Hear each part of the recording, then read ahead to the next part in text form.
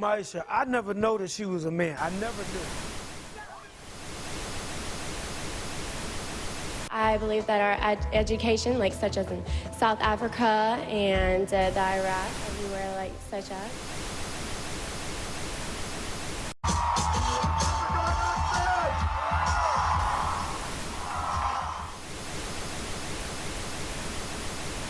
Platform 8 for the 2228 Southern service to Eastbourne via Lewis. Please join the front 2. One option, placing a tracking microchip under a service member's skin. Former Special Operations Officer.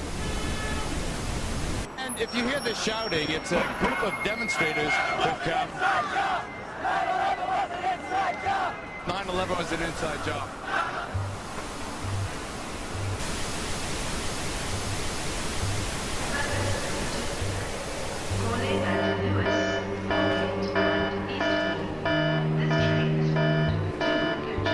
It's no longer a theory.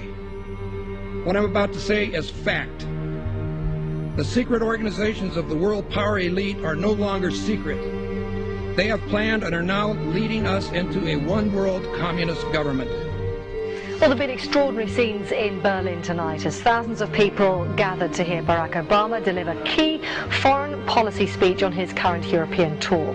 The Democratic presidential hopeful laid out his vision for America's place in a new world order, in a new world order, in a new world order. It's not a new idea. President Bush talked about it back in 1991. It is a big idea, a new world order.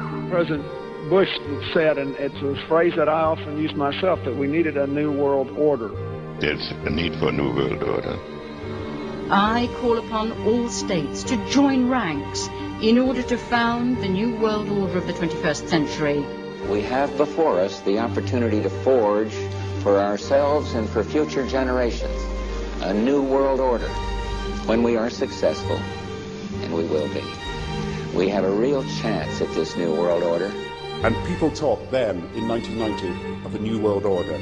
And the question for us is how we meet and master all these challenges to ensure that Britain enhances its competitiveness in the process and realizes what I believe is our destiny of success in this new world order. So, in conclusion, ladies and gentlemen, a new world is emerging.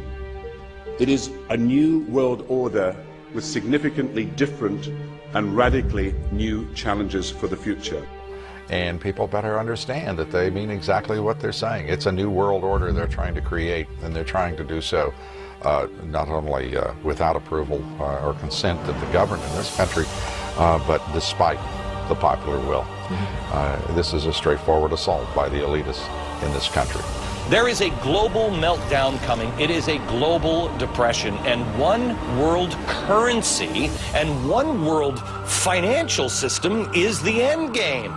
China said last week they want one global currency. France said yesterday or the day before that they want one world order, a new world order, at the end of this event.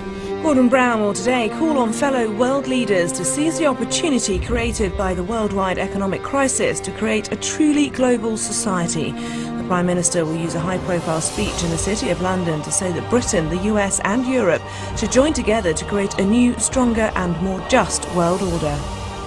This engineered collapse is there as a massive problem for which you offer the solution, and the solutions are the infrastructure we've been predicting all this time, including the World Central Bank. The goal of this manipulation, and has been for a very long time, is to get the world population to see as a good idea, or the only option in given circumstances that are manipulated into place, the creation of a one world government, a world central bank which would administer all financial transactions on the planet, a world currency, and a microchipped population linked to a global computer. The wealthy elite who have the money and the power know that if they can create a one world global social system, that they can control the central authority.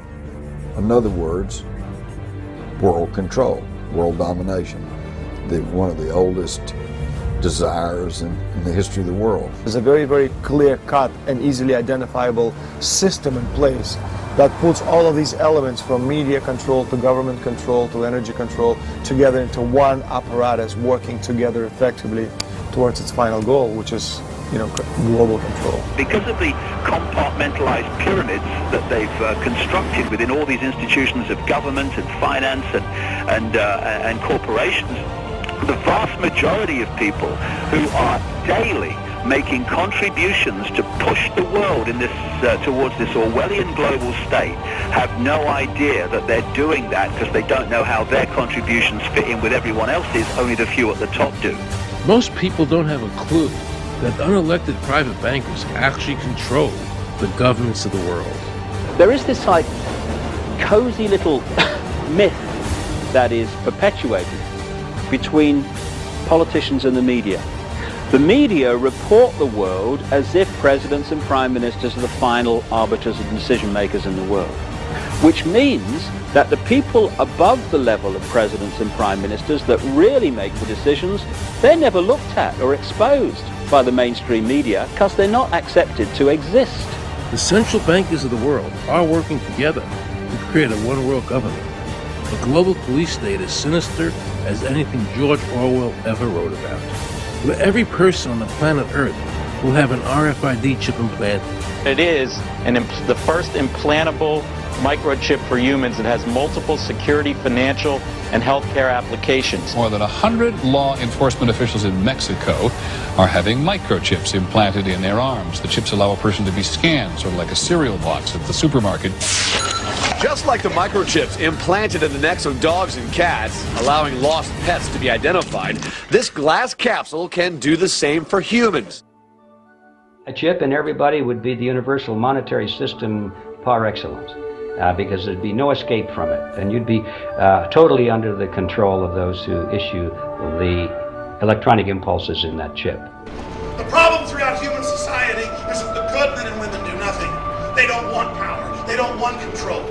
They want to lead a leisurely life. They want to spend time with their family. They want to lead simple lives.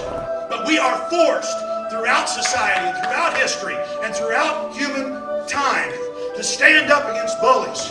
And many times we stand up before it's too late. And we reverse the course of tyranny. But more often than not, we don't stand up in time, and horrible things have to happen first, so decadent societies learn why liberty and freedom is so precious. If you think you don't like the situation now, then think what you're going to face a little way down the road, and more than anything, think of what your children are going to have to face.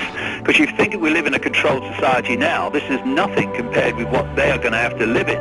So in terms of parents who are listening to this information, I would say this: go and look your children in the eyes and tell them that you can't be bothered, or you're too frightened to do anything about it. You're too frightened to get involved, in being another conduit for getting this information further and further expanded into the public mind, that you're too frightened to get together with others to stop cooperating with this system and to not be intimidated into coming into line, which is a bit like coming into line in a concentration camp and thinking it'll be okay. As long as you stay in line and you do as you're told, you'll be fine. And then you realize at the end of it, well, actually, it ain't fine. And if you'd have all rebelled earlier, then you wouldn't be in the situation you're facing now. The point of mathematics alone ought to let us see where the real power is here. There are billions of people, 6 billion, nearly getting on for 7 billion on this planet, who are being manipulated. There are, in full knowledge of what they're doing, a relative handful of those who are doing the manipulating to the end that we're talking about. They think they've beaten us. They think that they're going to have their way with us. And I'm here to tell them they're not going to have their way with us. We are going to defeat them. You guys aren't going to be able to get away with your New World Order, sir. Talk about Bill. You know what New World Order is. You will never get a New World Order. Never. National sovereignty will prevail. The New World Order is going down, sir. You can laugh. Wake up, people. Wake up. Research the New World Order. This is important. Look it up. Investigate it. Your New World Order will fall. Humanity will defeat you.